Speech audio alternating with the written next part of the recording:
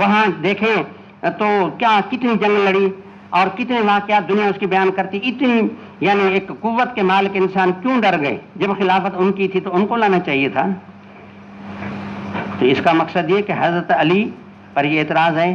اس سے تو پھر ہم ایک الزامی جواب دے سکتے ہیں کہ اس کی معنی اچھا پھر خلافت ابو بکر کی لکھوانی تھی اس لیے حضرت علی نے قلم کاغذ نہیں لایا. یہ اعتراض تو ہم بھی کر سکتے ہیں. اس کے بعد پھر یہ ہے چوتھے نمبر پہ اعتراض پورے اہل بیت پہ ہوگا کہ آخر گھر میں جتنے اور ہیں، بی بی فاطمہ ہیں، حسن حسین ہیں، حضرت عباس ہیں، عبداللہ بن عباس 10 سال کے بچے ہیں. اب بھی عبداللہ بن عباس کا اختلاف رائے اب بھی ہے. صحیح بخاری روایت میں ہے کہ عبداللہ بن عباس بڑا افسوس کرتے تھے کہ یہ تحریر لکھوانی چاہیے تھی. تو بھائی حضرت عبداللہ بن عباس بھی تو موجود تھے. یہ سارا ایسا نبوت کا گھرانہ ہے. تو نمبر 4 ان سب پر اعتراض ہوگا. جب گھر بھی ان کا ابو بکر کا گھر تو ادھر ہے، وہ سونا میں گھر ہے جہاں اوالی مدینہ دور 8 میل دور، وہ وہاں سے قلم کاغذ لے آئے.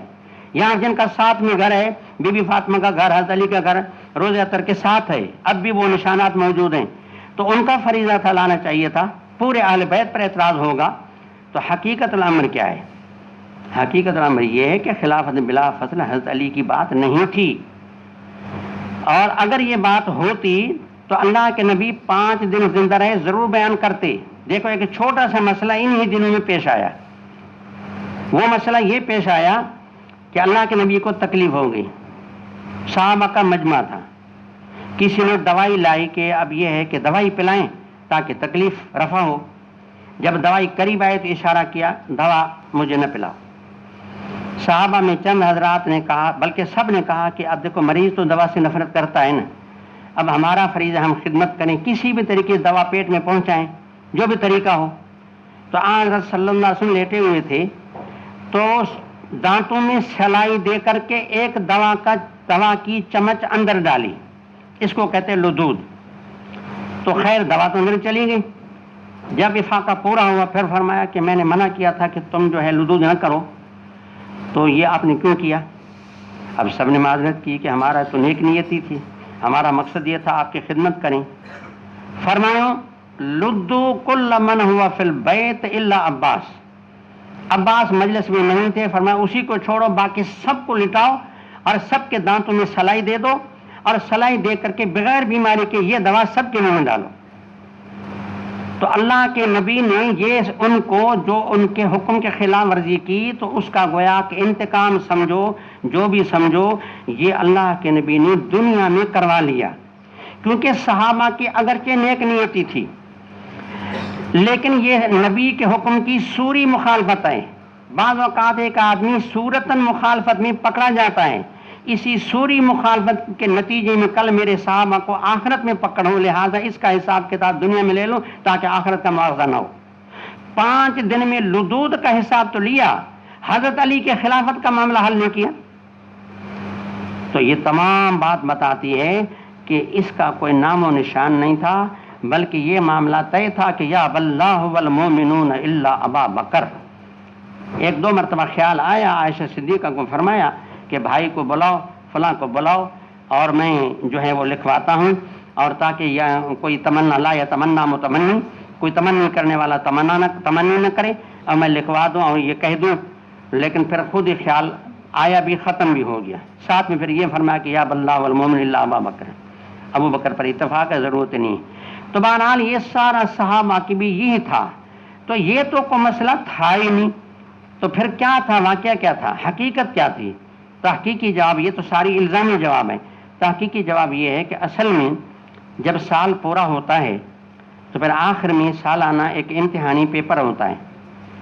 انتظامیہ یا اساتذہ حضرات یہ دیکھتے ہیں کہ ہم نے جو پورا سال محنت کی ہے، اب طلباء نے کیا سمجھا، کیا یاد کیا. وہ ان کے ذہن، ان کے حفظ، ان کے فہم، تمام چیزوں کا امتحان ہوتا ہے. اور پھر یہ ہوتا ہے کہ کوئی ممتاز بنتا ہے، کوئی جدہ کو جید ہوتا ہے، کوئی مقبول ہوتا ہے، کوئی راسب بھی ہوتا ہے.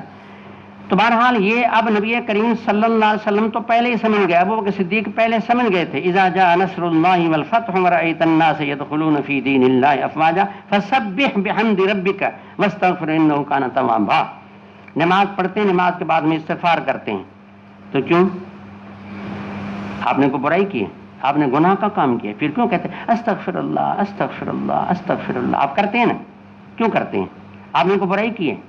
یا اللہ تیری نماز ہم نے پڑھی ہے، عبادت تیرا سجدہ کیا، نہ کر کے بھی ہم کر کے بھی گناہگار ہوئے کہ آپ کا حق ادا نہ کر سکے، ما عبدنا کا حق کا عبادت کا، ما عرفنا کا حق کا معرفت کا، یا اللہ ہم نے حق ادا نہیں کیا، یہ جو ہم نے تیری بندگی کی ہے نا، یہ گویا کہ بندگی کر کے بھی ہم گناہگار ہوئے، اے اللہ ہمیں معاف کر، تیرا حق ادا ہم نہ کر سکے، ہماری توبہ تو ہمیں معاف فرما۔